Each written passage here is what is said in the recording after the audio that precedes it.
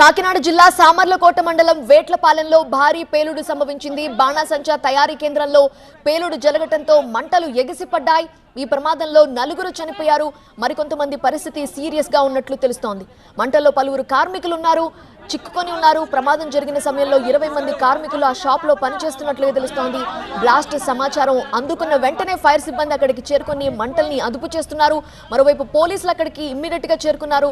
Rescue operation కొనసాగిస్తున్నారు. చిక్కుకున్న వాళ్ళని కాపాడే ప్రయత్నాలు కొనసాగుతున్నాయి. కాకినాడ జిల్లా సామర్లకోట మండలం వేట్లపాలెంలో ఘోర విషాదం చోటు చేసుకుంది. 4 మంటల్లో కాలి చనిపోయారు. సజీవ దహనమైనట్లుగా తెలుస్తోంది.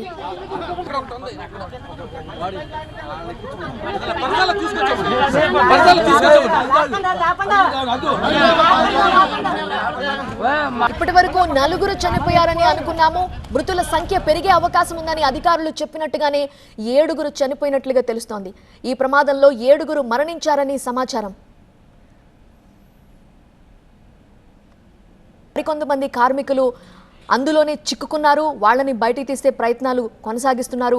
కానీ ఆ షాపు పూర్తిగా తగలబడిపోయిన దృశ్యాలు మనకు కనిపిస్తున్నాయి. లోపల చిక్కుకున్న కార్మికుల పరిస్థితి ఏంటి అని ఆందోళన వ్యక్తం చేస్తున్నారు స్థానికులు కూడా అక్కడికి వెళ్ళి వాళ్ళని కాపాడే సహాయక చర్యల్లో పాల్గొంటున్నారు.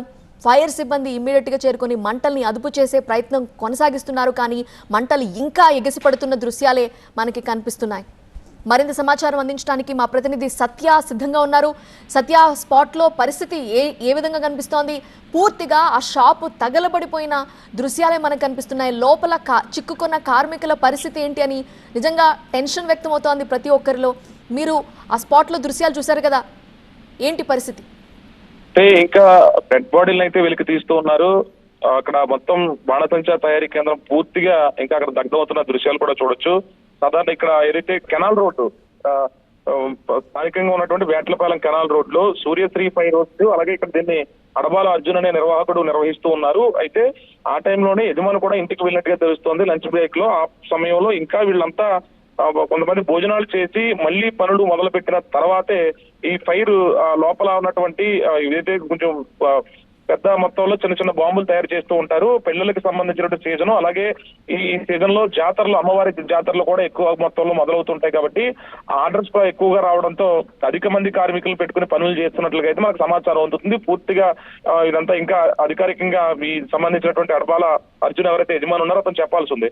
ఈ సూర్యశ్రీ ఫైర్ వర్క్స్ సంబంధించి వెనకాల మొత్తం అంతా కూడా వీళ్ళంతా ఏం చేస్తారంటే మొత్తం చలువు పందుల టైపు కానీ కర్రల కింద కానీ రేకుల షెట్ల కింద వేస్తూ ఉంటారు.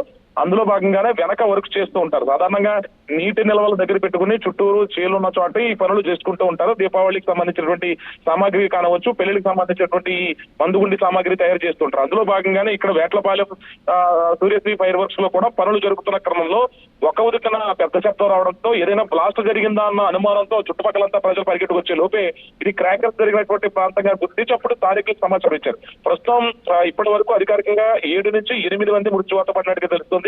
మిగిలినటువంటి ఎవరైతే దాదాపు 4 నుంచి 5 వరకు కూడా క్షతగాత్రుల్ని 108 లో తరలించారు. కొంతమందిని చుట్టుపక్కల ఉన్నటువంటి వరి చేలు పొలాలు ఏవైతే ఉన్నాయో ఆ బురదలోకి లోపలికి వెళ్ళిపోయినట్టుగా తెలుస్తుంది. చేలల్లో కూడా ఇంకా అక్కడ పోలీసులు, స్థానికంగా ఉన్నటువంటి రైతులు కూడా ఆ లోపల ఉన్నటువంటి డెడ్ బాడీలు తీసే ప్రయత్నం చేస్తూ ఉన్నారు. ఇంకా జిల్లా ఎస్పీ చేరుకున్నారు. ఎప్పటికప్పుడు జిల్లా యంత్రాంగానికి అప్రమత్తం చేస్తూ ఉన్నారు. ప్రస్తుతం సహాయక చర్యలను ఇప్పటికే అప్రమత్తం చేయాలంటూ కూడా సీఎం చంద్రబాబు కూడా ఇప్పటికే స్థానిక అధికారులకి ఒక సమాచారం అందినట్టుగా తెలుస్తుంది. సహాయ చర్యలు కొనసాగుతున్నాయి. ప్రస్తుతం ఈ వేట్లపాలెంకు సంబంధించినటువంటి ఇదే రోడ్ లో కొంచెం ముందుకు వెళితే అనపర్తికి సంబంధించిన రామచంద్రపురం ప్రాంతంలో ఇంకా అధిక మొత్తంలో బాణసంచా సామాగ్రి ఉన్నది. అయితే మొన్న జరిగినటువంటి ప్రమాదానికి సంబంధించి రైతుల్ని, అలాగే ఇక్కడ కార్మికులకి కూడా బీమా కూడా కల్పించాలని గతంలో కోరారు.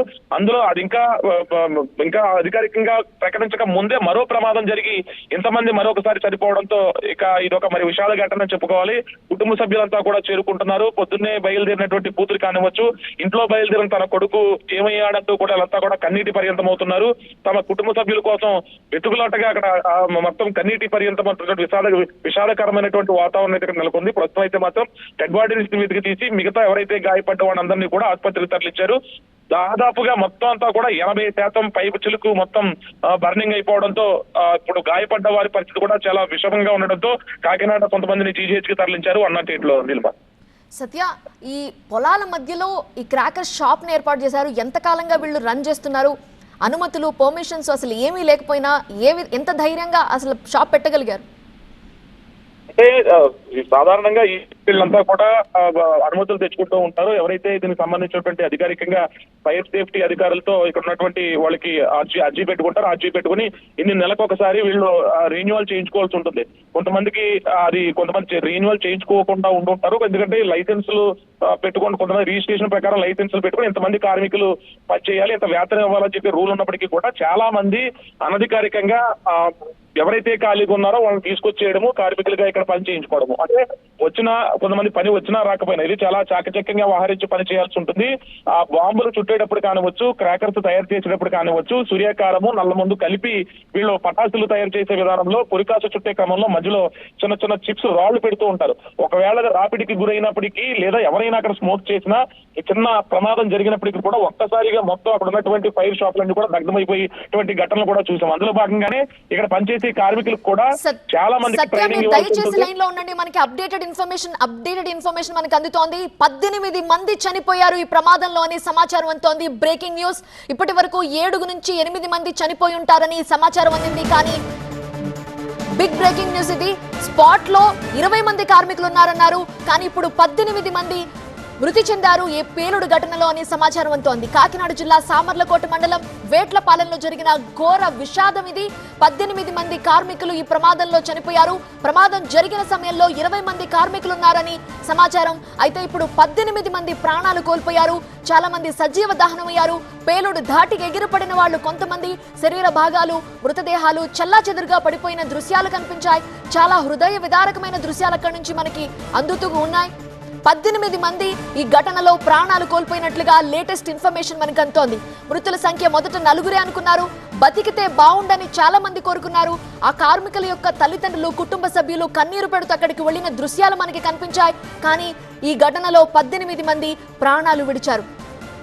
సత్య 18 మంది చనిపోయారంటే ఎంత విషాదకరం, ఎంత బాధాకరం. అంటే మొత్తం ఉన్న వాళ్ళు 20 మంది, అందులో 18 మంది చనిపోయారు. అసలు ఆ పేలుడు సామాగ్రి చూస్తేనేమో చిన్న షాప్ లాగా అనిపిస్తోంది. కానీ పెద్ద ఎత్తున బాణసంచా ఉంచారా, లేదా అక్కడ వాళ్ళు వాడుతున్న పేలుడు పదార్థాల వల్ల ఇంత పెద్ద ప్రమాదం జరిగింది, ఇంతమంది ప్రాణాలు బలి తీసుకుంది అనాలా? ఒక్కసారిగా ప్రమాదం జరిగిన ప్రాంతంలో చూస్తే మొత్తం అంతా కూడా ఒకే ధాటికి పేలినట్టుగా తెలుస్తుంది. అక్కడ పనిచేసేటువంటి కార్మికుడు తప్పించుకునే ప్రయత్నం లేకుండానే క్షణాల్లో జరిగిపోయినట్టుగా అయితే మాత్రం ఇక్కడ చూస్తే తెలుస్తుంది. ఎందుకంటే ఇంకా మంటలు వస్తూ ఉన్నాయి. మొత్తం శకలాల కింద ఒక శ్మశానం కింద ప్లేస్ అంతా కూడా ఉందంటే ఏ రకమైనటువంటి దాటికి పాల్పడిందో మనం చూడొచ్చు. ఎందుకంటే 25 మందికి పైగా లోపల పనిచేస్తున్నట్లుగా అయితే మనకి ప్రాథమికంగా సమాచారం వస్తుంది. ఎందుకంటే ఇలా బంధువులు కానివచ్చు, అక్కడ యజమాని కానివ్వచ్చు ఇంకా లేరు కాబట్టి 25 మంది ఉన్నారా లేదంటే ఇంకా ఎక్కువ మంది ఉన్నారా? ప్రస్తుతానికి 18 మంది అని చెప్తున్నారు. కానీ ఇంకా అధికారికంగా ప్రకటించాల్సి ఉంది. ఇప్పటి వరకు చూసినటువంటి చెల్లా చెదిరిగా పడినటువంటి బాడీ, అదే మనిషికి సంబంధించినటువంటి పార్ట్స్ కానవచ్చు, ఇక్కడ డెడ్ బాడీలు కానవచ్చు, ఇవన్నీ కౌంట్ చేస్తే ఇక్కడ దాదాపుగా 18 మంది అనుకున్నప్పటికీ ఇది ఇంకా ప్రాథమికంగా తెలియాల్సింది. ఎందుకంటే కొంతమంది బురదలో పడిపోయారు, చుట్టుపక్కల ఉన్నటువంటి చేలల్లో పడిపోయారు, పక్కన ఉన్నటువంటి కాలంలోకి కొంతమంది ఎగిరి పడిపోయినటువంటి. అంత పెద్ద దాడి జరిగిందంటే పెద్ద మొత్తంలో స్టాక్ నిల్వ చేసుంటేనే ఇంత పెద్ద ప్రమాదం జరుగుతుంది. అది కూడా భారీ ఎత్తున ఆర్డర్స్ వస్తే కనుక ఈ పెద్ద బ్లాస్టింగ్లు చేసే సంబంధించినటువంటి బాణసంచా ఫైర్లో కొంతమంది సైజులు తగ్గట్టు అంటే బ్లాస్టింగ్ ఎక్కువ చేసే విధంగా కొంతమంది నాటు బాంబులతో ఆ సందర్భంలో చేస్తూ ఉంటారు. కొంతమంది ఎక్కువ మొత్తంలో బాణసంచా, కొంతమంది 5 లక్షలు ఖర్చు పెట్టి బాణసంచా కొంటారు, కొంతమంది 10 లక్షలు ఖర్చు పెట్టి బాణసంచా కొంటారు.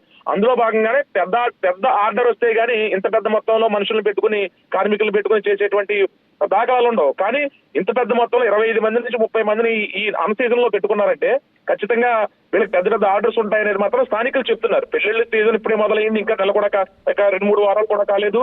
ఒక పక్క అమ్మవారి జాతరలు అలాగే సంబరాలు జరుగుతూ ఉన్నాయి. దానికి కూడా పెద్ద మొత్తంలో ఇంకా ఈ ఆర్డర్స్ వచ్చిన నేపథ్యంలోనే ఇంతమందిని కార్మికులు పెట్టుకున్నట్టుగా అయితే మాత్రం స్థానికులు ఇచ్చినటువంటి సమాచారం. ప్రస్తుతానికి అయితే మాత్రం రీసెంట్ గా ఏర్పాటు చేసిందా, లేకపోతే అక్కడ ఎక్కువగా ఇలాంటి కుటీర పరిశ్రమలు కనిపిస్తాయా, లేదంటే ఇది మాత్రమే అక్కడ ఏర్పాటు చేసిందా ఆ వేట్లపాలెంలో? లేదు, ఇక్కడ వేట్లపాలెంతో పాటు చుట్టుపక్కల ఉన్నటువంటి ఆ కాలవ గట్టున ఉన్నటువంటి అన్ని కూడా ఈ బాణసంచా కేంద్రాలు నగరానికి అలాగే ఊళ్ళకి దూరంగా ఉండుంటాయి. అందుకే వీళ్ళు చేళ్ల మధ్యలో ఏర్పాటు చేసుకుంటారు, ఆ షెడ్లను ఏర్పాటు చేసుకుంటారు. ఈ పెదపూడి వెళ్ళేటువంటి రోడ్ ఏదైతే ఉంటుందో అనపర్తి వెళ్లే వరకు కూడా మొత్తం పూర్తిగా రాయవరం అనపర్తి లోపలంతా కూడా ఇవే బాణసంచా కేంద్రాలు దర్శనమిస్తూ ఉంటాయి. కానీ ఒక 2 కిలోమీటర్లకు ఒక బాణసంచా కేంద్రం, కిలోమీటర్కి ఒక బాణసంచా కేంద్రం ఇలాగ సుదీర్ఘ ప్రాంతంలో రోడ్డుకి దూరంగా ఇళ్లకి నివాసాలకి దూరంగా ఉంటాయి. అయితే ఏదైనా ప్రమాదం జరిగితే చుట్టుపక్కల ఎక్కడైనా సరే దీనికంటే గతంలో కూడా చాలా మంది నిపుణులు చెప్పిన ప్రకారం అయితే బాణసంచా కేంద్రాల్లో ఉన్న పక్కనే ఫైర్ ఇంజిన్లు పెట్టుకోవడము, లేదంటే సమీపంలోనే ఒక కేంద్రం కింద ఏర్పాటు చేసుకుని ఇలాంటి ప్రమాదాలు జరిగినప్పుడు దగ్గరే పెట్టుకోవాలని చాలా సార్లు చెప్పిన సందర్భాలు ఉన్నాయి. కానీ ఘటన ప్రమాదం జరిగిన తర్వాత మాత్రమే ఆయా మండల కేంద్రాల నుంచో నియోజకవర్గం నుంచో ఫైర్ ఇంజిన్లు రావడం, మంటలార్పడం జరుగుతుంది. ఈ లోపు పెద్ద ప్రమాదం జరిగిపోతుంది. అయితే ఇక్కడ వీళ్ళు కూడా ఒక పంప్ సెట్ లాంటిది ఏర్పాటు చేయడము, చుట్టూరు ఒక గోళం లాంటిది ఏర్పాటు చేసి అందులో నీటిని ఏర్పాటు చేసుకున్న తర్వాత జనరేటర్ పెట్టుకుంటారు. కరెంటు లేకపోయినా ప్రమాదం జరిగిన వెంటనే జనరేటర్ ఇంజిన్ ఆన్ చేసుకుని ఆ పైపుల ద్వారా ఏదైతే ఫ్లషింగ్ ఇచ్చేటువంటి స్ప్రింక్లింగ్ సంబంధించినటువంటి ఈ క్లిప్స్ అయితే ఉంటాయి అవన్నీ కూడా వాళ్ళ పైన పైపుల ద్వారా అరేంజ్ చేసుకోవాల్సి ఉంటుంది. మొన్న జరిగిన ప్రమాదప్పటికి కూడా అవి ఉన్నప్పటికీ, స్ప్రింక్లింగ్ సిస్టమ్, వాటర్ సిస్టమ్ ఉన్నప్పటికీ కూడా, స్ప్రే చేసే సిస్టమ్ ఉన్నప్పటికీ అవి పనిచేయనటువంటి పరిస్థితి. ఎందుకంటే ఫైర్ సేఫ్టీ అధికారులు ఎప్పటికప్పుడు వెళ్ళి లైసెన్స్ ఇచ్చినప్పటికీ ఇవన్నీ చెక్ చేసుకోవాల్సి ఉంటుంది. ప్రమాదం జరిగినప్పుడు ఆటోమేటిక్ గా స్ప్రింక్లింగ్ సిస్టమ్ ఆన్ అయిపోవాల్సి ఉంటుంది. ఆ వాటర్ ఫ్లషింగ్ అనేది ఆటోమేటిక్ గా రావాల్సిన సిస్టాలు ఖచ్చితంగా ఈ బాణసంచా కేంద్రాల్లో ఉండాలంటూ కూడా అధికారులు చెప్తూనే ఉన్నారు. కానీ ఇవన్నీ ఎక్కడా కూడా పనిచేయని దాఖలాలు. ఆ పంపును పెట్టుకోవడము, పైపును ఏర్పాటు చేసుకోవడం, జనరేటర్ ఏర్పాటు చేసుకోవడం తప్ప దాన్ని ప్రమాదం జరిగిన తర్వాత ఆన్ చేసి ఆఫ్ చేసేటువంటి టైమింగ్ ఉండదు. ఎందుకంటే బాణసంచా కేంద్రాల్లో ప్రమాదం జరిగితే క్షణాల్లో మొత్తం అంతా కూడా ఖాళీ బూడిదైపోతుంది. మనుషులు కూడా మిగిలినటువంటి పరిస్థితి. ఇప్పుడు ఈ ఘటన అలాగే జరిగింది. మొత్తం ఒక్క క్షణంలో 10ల సంఖ్యలో మరణాలు సంభవించాయంటే ఇది మళ్ళీ అంటే ఇది అతిపెద్ద ప్రమాదంగా మనం భావించవచ్చు. ఎందుకంటే గోదావరి జిల్లాల్లో మొన్న జరిగినటువంటి అటు రావులపాలెం దగ్గర ఒక ఘటన కానివచ్చు, ఇప్పుడు ఇక్కడ జరిగిన అనపర్తి దగ్గర ఘటన కానివచ్చు, కేవలం 8-9 మంది మృత్యువాత పడినటువంటి దాఖలాలు చూసాం. కానీ ఇప్పుడు సంఖ్య దాదాపు 10 మంది దాటేశారంటే, 18 మంది వరకు వెళ్ళారంటే ఎంత మొత్తంలో ఈ ప్రమాదం జరిగిందో మనం ఆలోచించవచ్చు. ఎక్కడా కూడా ప్రమాణాలు పాటించట్లేదు. అధికారులు ఎక్కడికక్కడ వెళ్లి పరిశీలించినటువంటి దాఖలాలు ఉండట్లేదు అనేది మాత్రం ఒక విమర్శ అయితే పడుతుంది. ప్రస్తుతానికి మిగిలిన బాణసంచా కేంద్రాలకు సంబంధించినటువంటి ప్రమాణాలు ఎక్కడా పాటించకపోవడం వల్లనే అమాయకమైనటువంటి కార్మికులు బలైపోయి చనిపోతున్నట్లుగా అయితే ప్రాథమికంగా మన సమాచారం ఉంది. ప్రస్తుతానికి అయితే మాత్రం 18 మంది సంఖ్య అఫీషియల్ గా ఇంకా అధికారులు ప్రకటించాల్సి ఉంది. నిర్మా, ప్రస్తుతానికి ఎస్పీ, జిల్లా స్థాయి అధికారులు, స్థానిక ఎమ్మెల్యేలు ఇక్కడ చేరుకుని సహాయక చర్యల్లో పాల్గొంటున్నారు. డెడ్ బాడీ వెలికి తీసే ప్రక్రియ కొనసాగుతుంది. రైట్ సత్య, ఎప్పటికప్పుడు లేటెస్ట్ ఇన్ఫర్మేషన్ మాకు అందిస్తూ ఉండండి.